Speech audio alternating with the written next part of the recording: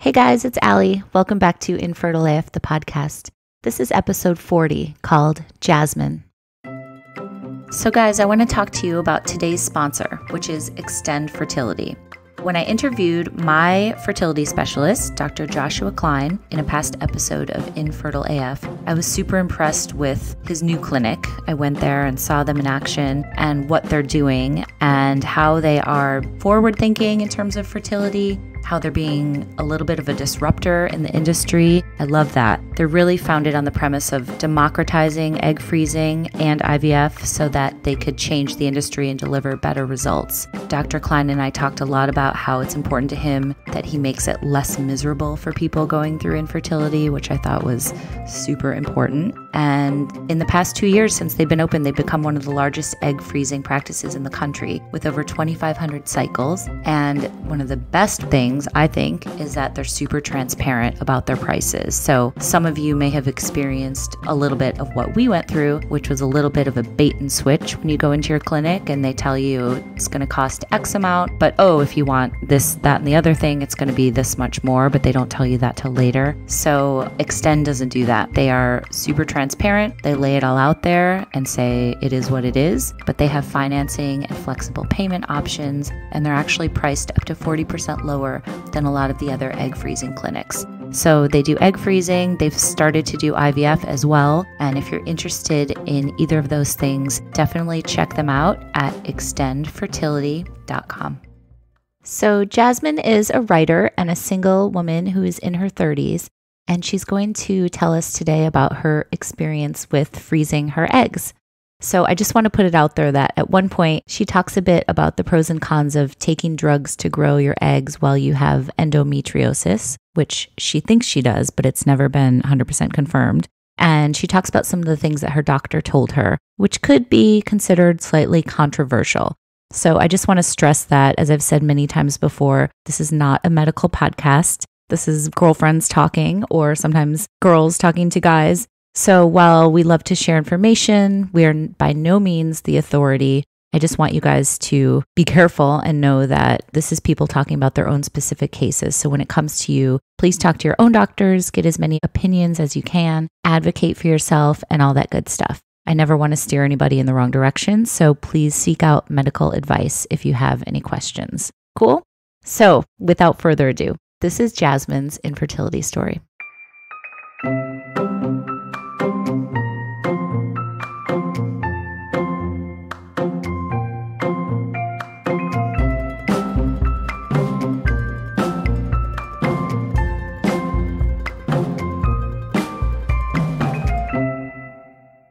Jasmine. Hi, Allie. How are you? Oh, I'm great. Thanks for having me. Of course. Thank you for coming. You wrote this great essay in the New York Times.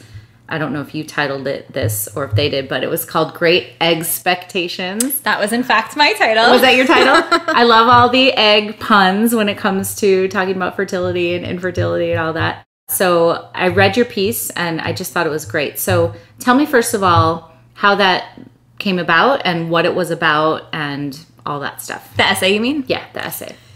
I was out at a party and I ran into a college friend and we just kind of got into talking, and we have a mutual friend who was the person who gave me all of my drugs when I froze my eggs. So he was kind of privy to like her fertility struggles because she had been going through IVF for years trying to have a baby. Okay. So that was like our mutual friends. But then I got to talking and I don't know, maybe I kind of overshared and I was like, oh yeah, it was so great of her to give me all of her leftover drugs when I froze my eggs.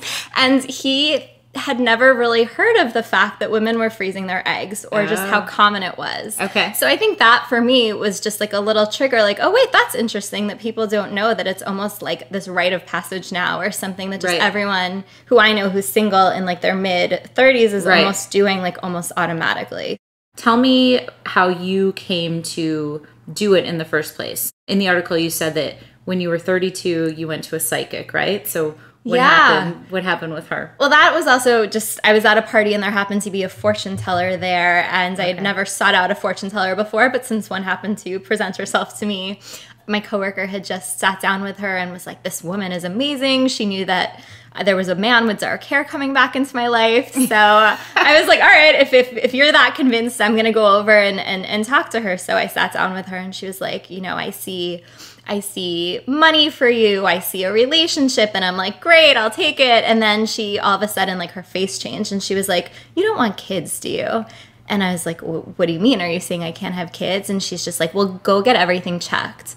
And she just kept reiterating that. And I was so freaked out. Really? Did she ask you if you had kids already, or was she just like... No, actually. Okay. Yeah, she was like, just go get everything checked. And what was very interesting is that I had been on birth control because I always suspected I had endometriosis. But it was kind of like no one really talked about endometriosis that much. It was almost like, I don't know if you remember, it was like you just suck up your period pain. Like it was almost like kind of looked down on you if you complained. And I was always kind of, as a writer, just a little melodramatic about things. So I just assumed that this is just the pain that everybody kind of went through with their periods. So did you have really painful periods? Very painful, which got even more debilitating every year, which is also kind of common with endometriosis, is that it just gets worse and worse. I didn't go on birth control for a long time. A lot of women who did go on it right away, like my sister did, my younger sister, that kind of stops it from growing. So I probably would have been better off. But I think I was just, I just didn't want to go on drugs if I didn't need to. And, I would be in severe pain. Like I would sit in a bathtub for like 3 days. But then afterwards, it's like you kind of forget until the next month. Okay. So did you said your sister had endometriosis, or did it run in your family? It does run in my family. Okay. You don't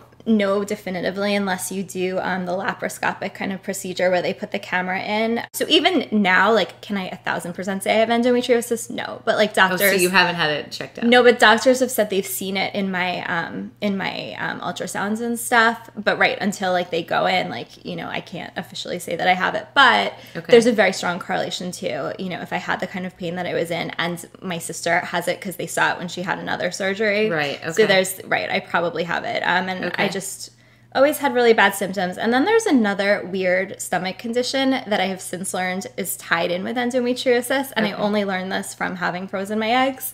And it's called SIBO, S-I-B-O. And it's small intestine bacterial infection. Whoa, so I've never heard of that. Oh, really? What's funny is that was another thing when I published this article, is that someone contacted me and I was very careful. I only had 1,000 words in the Times story anyway, so I didn't want to start like throwing in my own scientific hypotheses that hadn't been like really proven. But I had done my own research and reached out to a couple of women that I saw had endometriosis, and this like baffling kind of what it is. It's like a food allergy, but something about the adhesions of the endometriosis causes this, where your stomach just like blows up. Like it kind of blows up when you have your period, but it also blows up in response to like certain foods, and it's like a digestive problem. And they do treat it with antibiotics, but this is still like so relatively new, and there's more research being done. But there is, a proven now correlation between endometriosis and the stomach condition. Okay. Anyhow, so I'd always had that my whole life, and everyone dismissed my endometriosis symptoms as being like a gastro problem. So it was just this never-ending circle of tests that nobody could really conclusively point to anything. But then I did eventually go on birth control, and I was managing my symptoms. I didn't have to sit in the bathtub for like 3 days every month. So I was fine. But then right before the fortune teller thing happened, I went off birth control just because, I don't know, my brands got discontinued and I just happened to be off it. So maybe that's what that woman was like picking up on. So I'd been off of it for about a month. Okay. And she's like, go get everything checked. Wow. So at that point, I went to I was living in LA at the time, and I was still pretty new to like doctors and things there. And I saw the gynecologist who I wasn't like totally in love with, and she's like, you're fine. And I'm like, but it hurts when you like press my abdomen. And like I had that for a long time. I'm like, why does it hurt when you touch my abdomen? And other people still like would do tests and they're like, you're fine.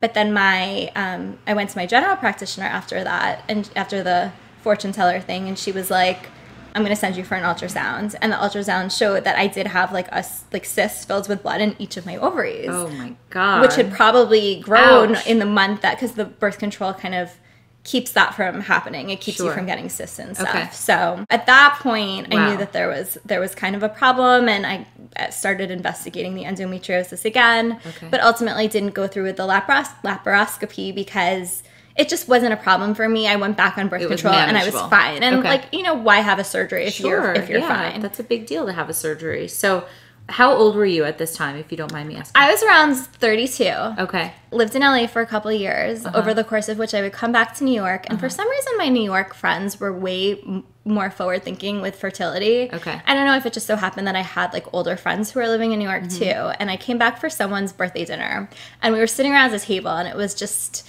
you know, a group of New York women all in their black, and they were kind of older than me, but my peers, and single, or, you know, some were married, but they were all, someone said, like, raise your hands if you've frozen your eggs or like gone through IVF or done, you know, that procedure.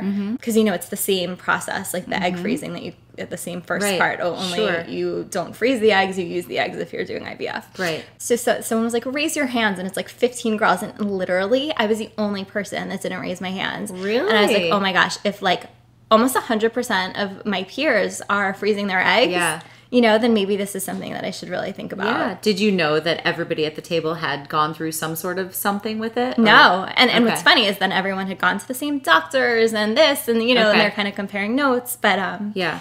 Did everybody have a pretty good experience with it, to your knowledge? Or were they saying like, oh my God, you haven't done this, you have to do this, Jasmine? Like, well, they were saying that. And what's funny is I ended up doing it at, like, I started it at 35, but then we ended up getting the eggs when I had turned 36. But that's like old now. Like now it's like as young as possible, you know, in your early 30s. But yeah, at that point I knew that like if there's something that every one of my like educated friends are doing, then this is really something I should kind of take seriously. Because had you always wanted to have children? Yes and no. I'm kind of one of those people, which is probably going to be the minority on your podcast, but if I was not in a situation where I don't know. I really like, I would like to have kids. I never thought I would not have kids, but I wouldn't force it if it didn't feel like it was the right thing for me in my life. No, I think that's great. And thank you for saying that, because, you know, obviously everybody's different, and for sure, not everybody's, you know, dying to have a kid. So, but it's scary to think that your door is like closing. Like I think that's the scarier thing. Yeah. So what was the impetus behind doing it? Just so you had like that insurance on the back end, just in case? Yeah, absolutely. And also, and this is going to get deep and maybe a little bit sad, but I had been raped in my late 20s actually, when I was 29. I'm so sorry. Oh, thank you. And I've written essays about that since, but that did a lot to kind of really, I think, hold me back from dating and moving forward in my life in a lot of the ways that I had wanted to. And this process, I mean, I had drafts of the Times essay where I put this in, but in like 1,000 words, I'm like, let me keep this as simple as possible. But I just really, this was such a blessing to me in that like science gave me this way to kind of still have something that maybe I wouldn't have had otherwise, because I'm still recovering and like learning to trust men again and getting used to dating and other opportunities that I wouldn't have had. So like, yeah, of course, that was just like a really, but like a lot of my friends are doing this process and like haven't had anything happen to them, and people are just meeting people later or maybe working harder. So I don't think that was like, that's such a distinct thing in egg freezing, but I think in my life it was just because I felt a little bit like slowed in my natural progression. Right. That makes total sense. So what happened when you decided to move forward? You went to the doctor that your friends and peers had recommended? And yeah, my job, you know, I was working on staff at Variety, and when I turned 35, I just knew that like I don't want to wait forever. I want to go back to New York. I want to go to the doctors that the one that my friends had went to, and they were going to let me transfer. I mean, I didn't tell them why, but I was just trying to transfer back here, and then they wouldn't let me at the last minute, but I was like, you know what, I'm just going to move anyway. So I really did kind of uproot my life with like this kind of in mind, just because I knew that it was a priority for me. You wanted to do it in New York, not in Los Angeles? Yeah, you know, now it's a little bit different because now I have friends who have gone through the process there, but I just didn't want to mess around with like doctors I didn't know. I wanted like, you know, I have family here. I wanted like my mom to give me the shots, and it just, so I felt more comfortable doing this in New York. Did you grow up in New York? Yeah, yeah. Oh, I grew up in Brooklyn as well. You did? Yeah. Oh, okay. All right. And your mom's still here? Yeah, my sister's in Brooklyn Heights, so yeah. So everyone's kind of here. So then I decided to move back, and when I was 35, like halfway through being 35, but it was definitely something in my head where it was just like, okay, like this is like the marker. Like, I mean, now obviously as early as you can freeze your eggs is better, but in my head it was just always like, this is the age they tell you that like after which, you know, like, you know, it gets harder and pregnancy is like geriatric, or, you know, you're right. That term, every time I hear that, because that's what they call. Oh, I did the little air quotes if you can't see that. Yeah. I've said that before in the podcast, but that's what they called my pregnancy with my son, geriatric. And I was like, what the fuck? fuck are you talking about? Like, I mean, I was 40 and 41 when I had him, so I guess that is geriatric, but it's just, we're like, can we get a new term? Can we get a new I'm word? right in 35. Hello. Yeah. But then the other thing on my mind too is that the thing about endometriosis is that it does attack your egg reserve. So then when I came back, I went to the doctor that all my friends went to. He immediately saw that I had not like premature aging, but I had fewer eggs than a 35-year-old woman should, which he did attribute to endometriosis at that point. Okay. And he also thought that, he saw the endometriosis in the ultrasounds. Okay. This is where it gets a little controversial, and they didn't want me to mention him a lot because, legally. It's kind of like there are two schools of thought now. Like, so this process potentially grows endometriosis, which someone had told me later. But I never knew that. So I had gone to another doctor afterwards, and he said, the first thing I tell my patients who have or think they have endometriosis is that there are pros and cons to doing this procedure. Is that doing the egg freezing and taking the drugs that you take to grow the eggs will also grow the disease. Oh, and it's just this little thing that, like, I just wish I had known. Controversial. Very controversial. Right. They were like, we don't want your doctor we don't want to be accusing him of malpractice or anything. Sure. But I mean, it's documented that he wrote that he saw endometriosis in my ultrasounds, but then possibly he just felt differently, because then there are other people that tell you that because you have endometriosis, you're gonna have fewer and fewer eggs, and you should do this process because it's gonna be endometriosis, unless you reverse it, is sometimes infertility. It's like defined as infertility. So there's different ways of treating it. So I don't want to be that hard on my doctor, because maybe he was of the school that thought that since you do have, these forces kind of fighting against your fertility, why not freeze your eggs, But I just wish I had known, so I could have made a choice and been aware that. Sure, yeah. So that's interesting. We'll have to look into that. And I just have to say also, this is not a medical podcast, obviously. So we're just chatting to girlfriends. We're not saying X is definitive or Y is definitive. It's just this is Jasmine's experience. Yes. Right. Okay, so once you started going through it, you said that at one point you felt like a science experiment. So tell me about that. I mean, I guess it was just interesting because, you hear what it's going to be like, but then when you're actually going through it, it's just different. I mean, it's not like a fun process, but I was aware that it wouldn't be like a fun process. Yeah. So you got all the drugs, and was your mom giving you the shots? Yeah, she was giving me the shots. Oh my God. We would put the ice. Well, that's like a trick. Did you do, we would put the ice first and then numb it. And then do the different hormones. And then each day you'd go in, as for testing, and they would kind of tinker with what you should be taking based on how you were responding and how your eggs were growing. And they want the eggs to grow, but they also want them to grow at the same rate. And so I did that. I mean, that's not actually what took so long. That was only 10, 12 days of doing that. It's more just timing everything, because when I went in at first, I had another cyst. So they gave me one of the trigger shots, induce ovulation. And then they were like, all right, now you have to wait a month. And then, so it was more just the waiting in between. That was kind of time consuming. Okay. So while you were going through all this, what was happening to you emotionally? I know you said also in that article that you had kind of raging emotions. So were the hormones hard on you? The hormones were hard. My abdomen kind of really blew up. And I think I just, you feel this sense of inadequacy as a woman that I had never felt before. Yeah. Why do you think you felt that way? I guess because I always kind of have looked young for my age and been really athletic, and I think I'm in good health, and so just to feel there's this thing that you can't control, that you can be as healthy as you want, and as diligent as about things, and there's just this factor that you can't control, which is I know exactly what you mean. Yeah. So that was frustrating, just seeing, and also I'm an overachiever, so it's just going in, and he's yeah, you have 5 eggs. And I have friends that got 20 eggs their first time. So I was oh my God, why do I only have 5? Yeah. So that's what happened with the first retrieval? You got 5? I got 5. I mean, I had friends who had done this. I was aware also that, as expensive as it is, it's really kind of prohibitively expensive at it was $10,000 for the procedure, and then $4,000 to $7,000 for the drugs, and fortunately I got those from a friend. But Did you get them all passed down from a friend? I did, and the ones that I didn't get from her, I had another friend who just finished egg freezing, but she had been trying to get pregnant and doing IVF for 2 years. So she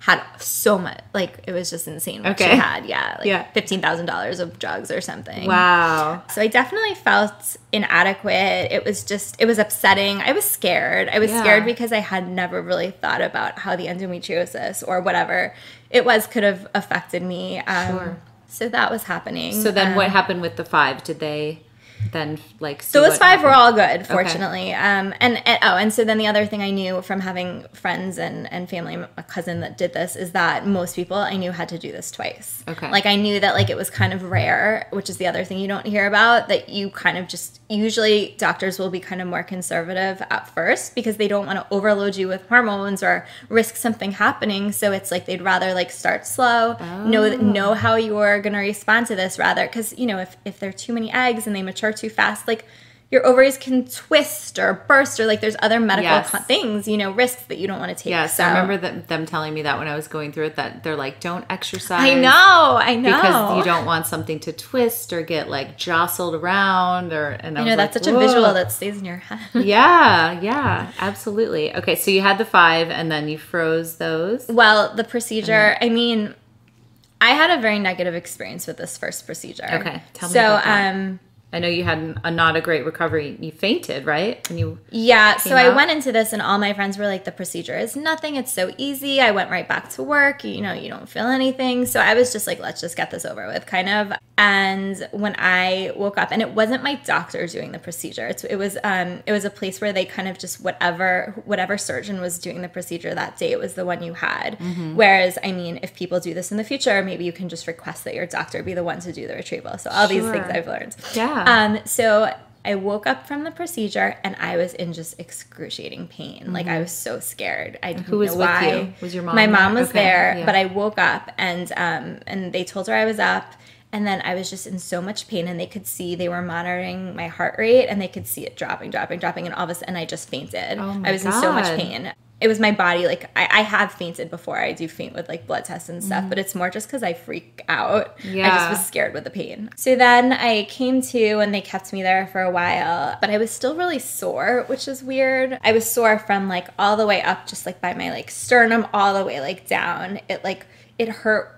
I couldn't, I went home, I like literally, like we stopped in the lobby because I was still really dizzy and I couldn't like walk, and it was just, I was just in a lot of pain. And then what was scary is that it didn't subside. So a couple days later, I was just like, again, I was like, is this me? Am I just like being a baby about things? But what's like, is this normal? What's normal? Going on? None of this is normal, right? I know. And so like, I didn't urinate for the whole first day. Like, and that's like a sign of a surgery, like something going wrong is when you can't urinate for the whole day and when you faint. So like, they literally give you a sheet before. They're like, if any of these things happen, and it was like all 3 of those things that happened. Shit. What was the 3rd? I don't remember. Okay. But I had a friend whose husband was a doctor, and I spoke to him. Yeah.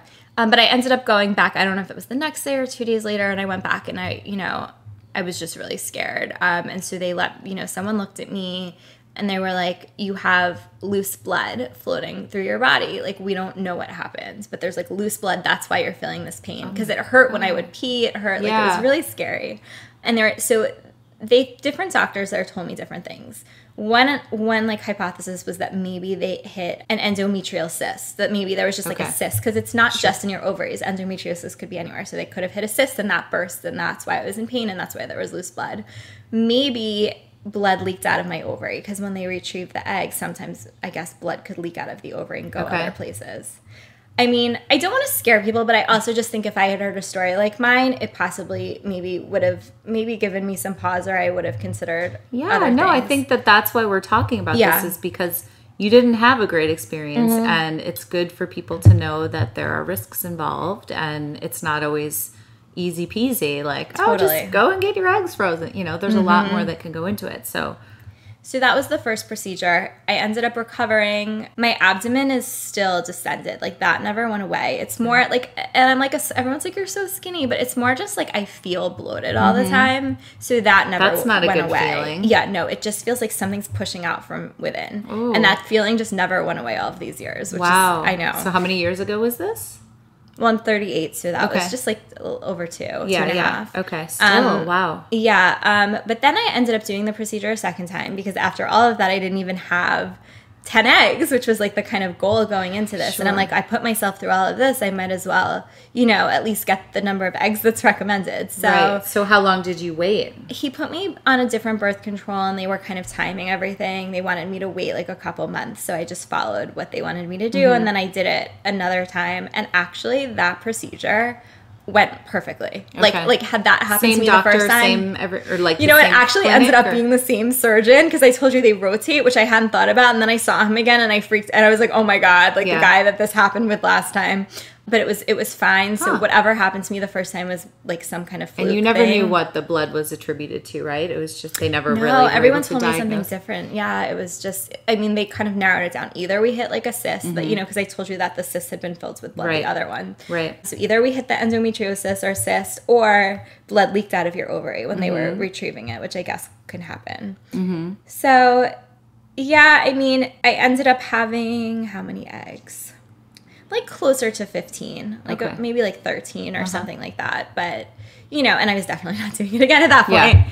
So, am I happy I did it? Yes. Like, I think I would have had more regrets not doing it. Mm-hmm. Do I wish I kind of had more information going to this, particularly about the risks? This is still, somewhat of an experimental procedure. They're kind of like tinkering things with each woman, and like things can happen. Mm-hmm. So I do wish I kind of knew that side of it, but do I think I would have more regrets like not having done it? Like probably. Yeah. So that was like my underlying message of the story, is that even knowing all of this, like, going back to the whole fortune teller thing, if I could have looked into a crystal ball and seen all of this, would I still have done it? Like probably. Right. Right. Okay. So that is the good and the bad and the... Sure. And you said that one of the other things you wrote was that you're out a considerable sum of money, which I'm reminded of every 6 months when I have to fork over more to keep my eggs on ice. Yes. So what's just so in case people don't know, I know it's different obviously everywhere, but what's the ballpark of like, is it you have to pay every 6 months, or is it every year? 6 months, yeah. Okay, so every to 6 keep months them it's frozen? $500, yeah. Wow. Which I just paid. I know, and it's also a reminder, like, what are you doing with these eggs? I heard somebody say, they were like, I'm paying rent for kids that don't even exist. Oh, that's really funny. I thought that was a good line. Well, a friend of mine, what's funny is she had just... The one I was telling you about, she just used her eggs, but I don't know, she had to weirdly transport them herself from like one facility to another. Really? So she literally has like a picture of her with this big, I don't know, like some like freezer looking thing. Right. I know. Wow, you would think they had somebody that would do that for them. Okay. So another thing you wrote, and you just kind of mentioned this, but just in your own words, you said, sometimes I wish I'd never froze my eggs, wish I hadn't been so quick to tamper with my body without asking any questions, researching the dangers or rates of success. Mm-hmm. So thank you again for, saying that, for sharing it. What else have you learned since either writing this or doing it? Have you had any other kind of takeaways from this whole experience? I think I've more seen how hard it is for friends of mine to get pregnant when they're ready, and I think it's just such a gut-wrenching, expensive process. So even though I felt like a guinea pig for like 8 months, I have friends that live that way for like 4 years or just going through so many hurdles. And, as a woman, if you even think there's like a small chance that you do want to get pregnant, like, maybe this is like a good way to have, an option.